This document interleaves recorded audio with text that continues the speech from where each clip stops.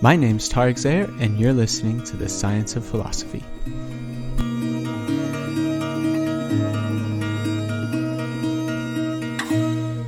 Episode 1. Science versus Philosophy.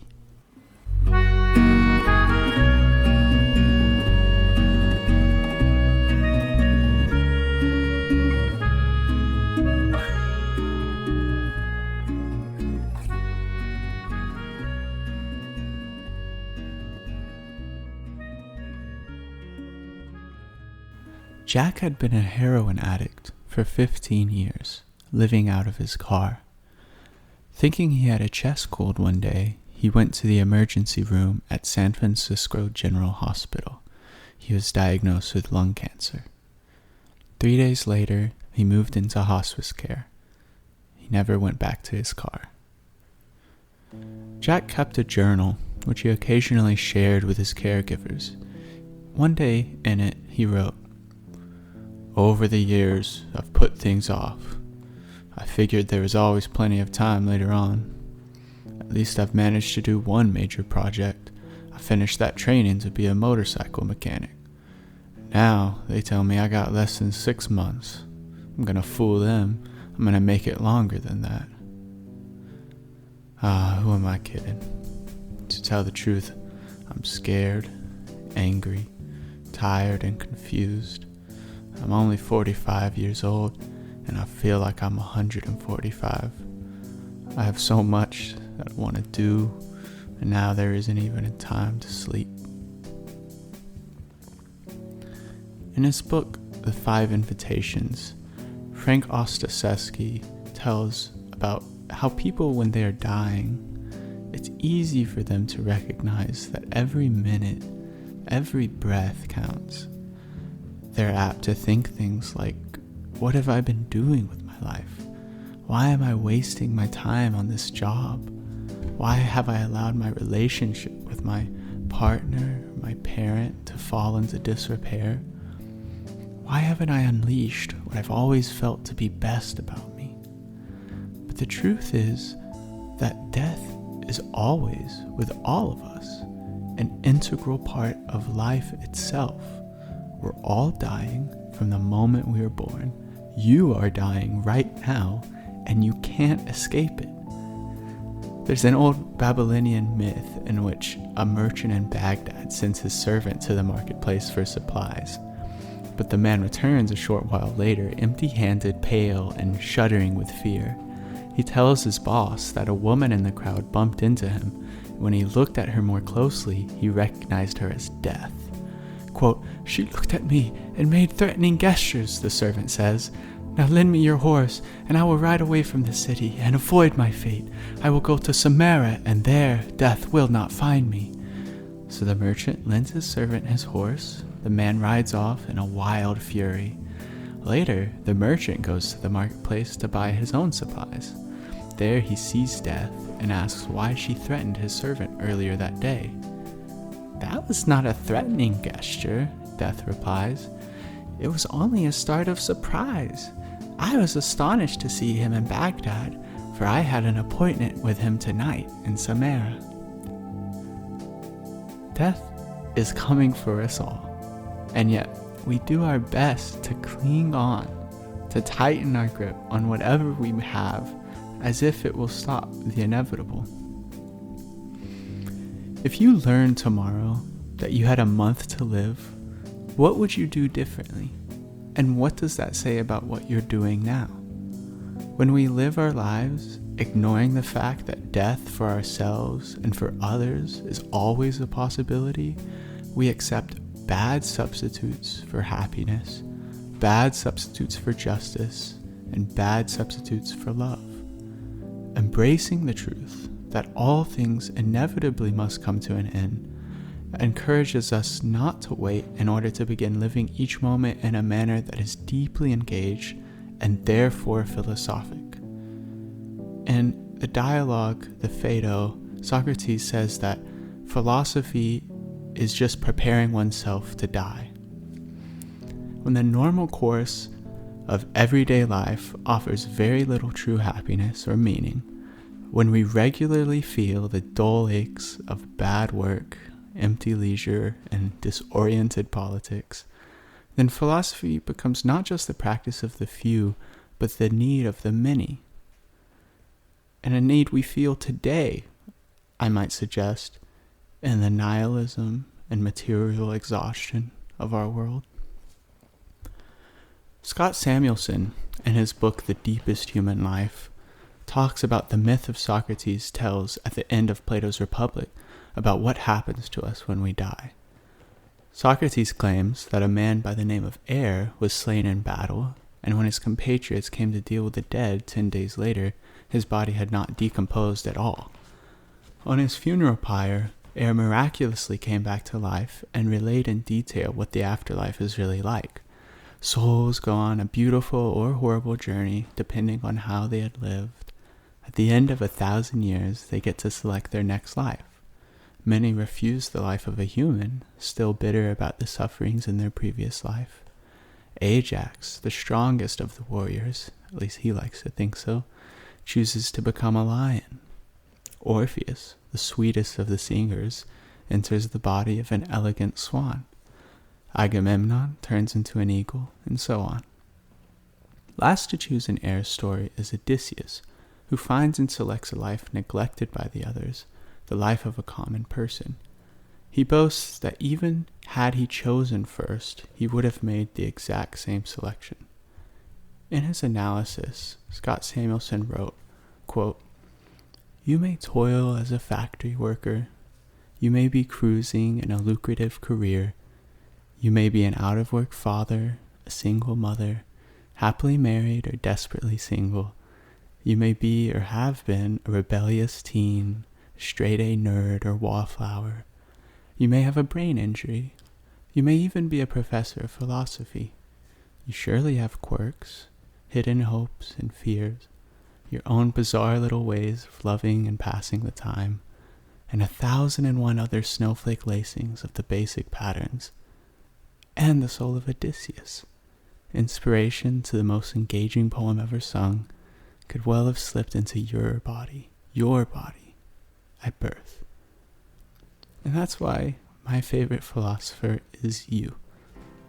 The confrontation of the fact of death, the serious appraisal of what we're doing, living in the relationship to what's meaningful, that's the quote-unquote examined life. That's philosophy.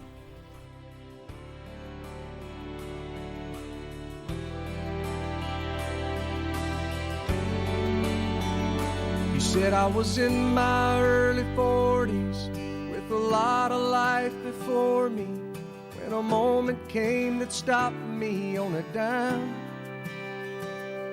I spent most of the next days looking at the x-rays, talking about the options and talking about sweet time. I asked him when it sank in that this might really be the real end. How's it hit you when you get that kind of news? Man, what'd you do? And he said, I went skydiving, I went Rocky Mountain climbing, I went 2.7 seconds on a bull named Blue Manchu, and I looked deeper and I spoke sweeter and I gave forgiveness I've been denying. And he said, someday I hope you get the chance to live like you were dying.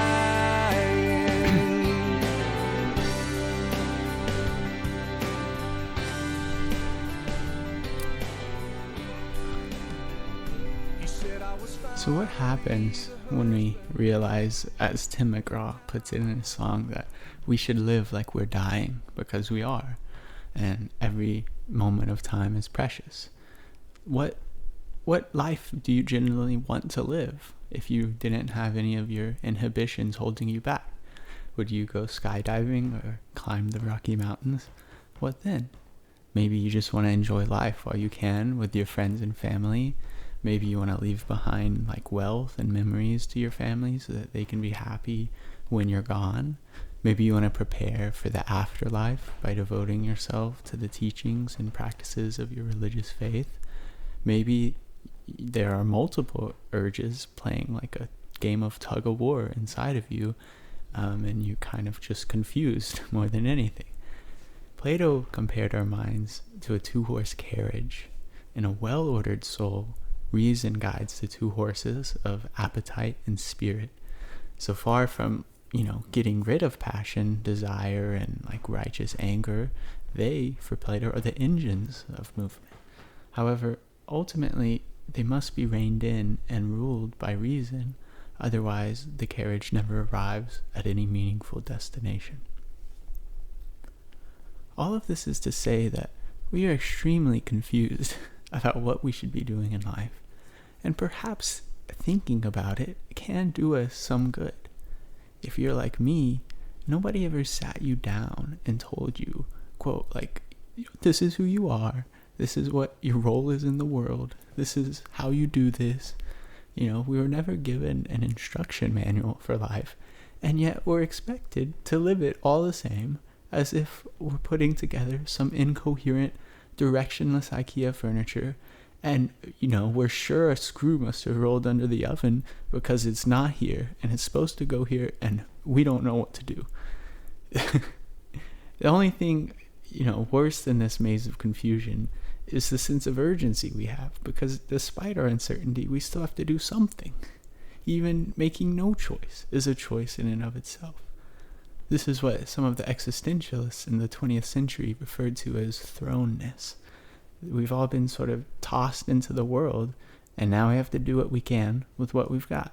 So what should we do? Well, first things first. If we have to do something, we should probably maybe come up with a hierarchy of things we would like to do. Maybe want to go skydiving or rock climbing. For some things, this hierarchy is easy. For instance, should we eat gravel or should we eat like normal edible food? I think let's go with edible food, even if it's like your mom's meatloaf and you hate it. It's still gonna provide some nutrition. We prefer that to dying, I think. For me at least. Okay, what about when we wake up? Should we get out of bed? Well, maybe we'd like to sleep in, but laying in bed all day would be like really boring and unpleasant after a while. Maybe we want to watch TV too and eventually go outside or see some friends. Okay, we're rolling, this seems easy, but now we're reaching some more difficult choices, like how should we treat our friends when we see them? Should we lie and cheat them to get what we want? What about strangers? Is it okay to lie and cheat them? Is our system of government organized in the way we want it to be? Who should we vote for in the next election? Should we vote at all? While we're asking questions, why does anything exist? Who am I? Why did the sun catch fire? How does time move? Why does time move? In the words of Steve Buscemi in that great summit of cinema, Spy Kids 2, does God hide in heaven because he too lives in fear of what he's created?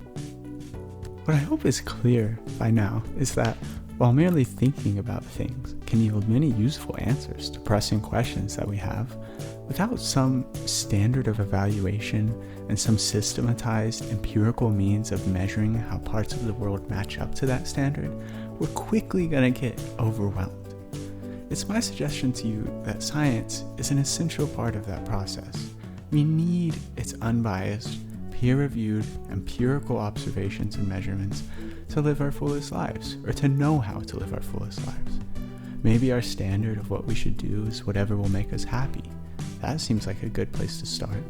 How can science help us in that endeavor? Well, countless scientific studies have shown that our intuitions about what will make us happy are often deeply mistaken. In his book, Stumbling on Happiness, Harvard psychologist Dan Gilbert goes through these studies with humor and care. To take one of my favorite examples, which I always share when I can, let me ask you a question. Would you rather win millions of dollars tomorrow or become paraplegic? Obviously, all of us would choose the money, and yet, when scientists measure the happiness of people who win the lottery versus people who are newly formed paraplegics, they find that after a year or so, the paraplegics are more or less just as happy as the lottery winners. Are you kidding me? If you asked me, before I read this study what my intuition was, I would have bet you $10 trillion that my happiness would have been permanently lowered if I became paraplegic, and that would have been permanently improved had I won the money, but my intuition was totally wrong. I'm just thinking about all of the time I've spent in my life trying to avoid becoming paraplegic and trying to make money, and how all of that time has more or less been misspent. It turns out that those two things don't affect our happiness as much as my actions seem to assume that they do. And only through the rigor of scientific study can we really understand this unintuitive truth. Another one of my favorite stories, which showcases the utility of science, is that in the past it was thought that illness was caused by an excess or a deficiency in these basic elements. So plague was caused by too much bile, therefore they would get leeches to suck out blood if you had an illness caused by that imbalance. And infections, which are really bad if you've been stabbed or something, which a lot of people were in those times, they were thought to be the result of too much pus being in your body. So when a wound released pus, medieval doctors assumed with some validity that it meant it was healing. So they logically concluded that in order to accelerate this healing, that they would try to do whatever they could to a wound to make it release as much pus as possible, which meant rubbing it vigorously with sandpaper or with dirt, whatever they had lying around, and then just wrapping it up with the grimy bandages as tight as they could, so that when they released the bandages, all of this pus would just come pouring out, and boy did it. And to them, that was a sign that look how fast your wound is healing. Of course, this is maybe one of the worst things you could do to a wound, but they didn't know that yet. It was only when this famous alchemical magician guy comes along, who also kind of studies medicine, and he suggests a breakthrough medical practice where instead of trying to treat the wound directly, he told people, if you can just get the blade or whatever caused the wound and rub that with a mixture of owl's blood and ground up cat bones or whatever alchemical stuff they had, then the wound it inflicted, the blade that is, will heal better. So the doctors, at first they were kind of incredulous. They tried it out, and since they weren't scraping the wounds with sandpaper anymore, but just treating the blade, the wounds started healing miraculously well as compared to what they were before. And the doctors were like, oh my gosh, this treatment, it works so well, and it caught on across the world for hundreds of years. And it was only a couple of hundred years after that they realized it wasn't the magic spell that was doing the healing, it was that the spell had gotten them to stop doing these awful things to the wounds that they were doing before. And so this story just goes to show how, going beyond our own intellectualizing and actually gathering empirical observations in a rigorous, peer-reviewed way is a much more sure way of arriving at the truth and in the end helping people. Science is the act of letting nature into the conversation we have with ourselves about what's true. And this is hard because nature doesn't speak English or Italian or Chinese, but she does seem to speak math. A scientist, a good one, is a perfect mathematical mirror to the world. When they go home, they may very well have complex opinions on politics, metaphysics, or religion, but when they're in the lab, if they're a good scientist, they take in observations and they record them. Those observations are incredibly accurate and are without a doubt one of the best methods we have for arriving at the truth. And the potentially fatal flaw in philosophy is that nearly every philosopher throughout history makes claims about the world which trespass overtly into the realm of science. But we know that if we want to arrive at the truth, just thinking about it and scraping together a few biased anecdotes is utterly inadequate in getting there. Philosophers aren't just measuring and recording devices who, in their free time, are human. They're human all the time. Their task is to cobble together out of all of the raw facts of the world some semblance of a vision of how we should live in the world, given that life is precious and that we want to make the best of it before we inevitably die. And I want to emphasize that if you're listening to this thinking that you can wipe your hands of the questions of how to live, you're wrong. Perhaps you think you've got the answers you need from your religion, and you don't need to worry about any of this stuff. But what is your religion? Is your holy book not a complex, confusing tome of text desperately in need of interpretation? As soon as you engage in that act of interpretation, you're practicing philosophy. Furthermore, why your specific religion? There are hundreds of deities and faiths which all make the same claim to truth and wisdom, which, if any, is correct. As soon as you ask that question, you're practicing philosophy. Maybe you wonder whether focusing on the fact that there is so much uncertainty regarding how we should live only serves to paralyze us in doubt, and maybe it's just better to take a leap of faith into irrationality. Again, this question is philosophical too. But if philosophy is ever going to be more than the mere asking of questions, which art often does better anyway, in my opinion, it has to integrate science into itself. That's the spirit with which this podcast will embark. Each episode, I'll go through the philosophy of an idea or of a particular thinker and see what the relevant scientific studies in psychology, biology, and physics have to say about it. Some ideas will be proven correct, some will remain ambiguous, and some will be flat out wrong. If this sounds like something that would be valuable to you, feel free to subscribe or follow me on Twitter. And next time, I'll be jumping into Nietzsche's ideas on religion, time, and the good life. Thank you so much for listening. I hope you enjoyed this episode. Feel free to review it and leave feedback. I really do value your thoughts and opinions. I'll see you next time. The gray of my cigarette around your neck make a perfect cycle. The red of your lips, the shape of your hips. I'm alone with my body.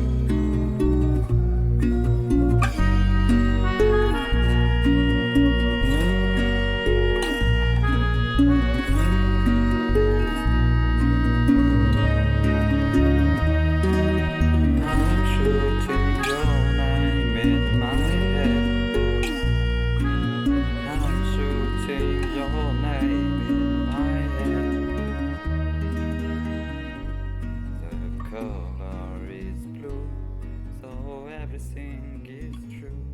I believe time is yours. I can't say a word, but food is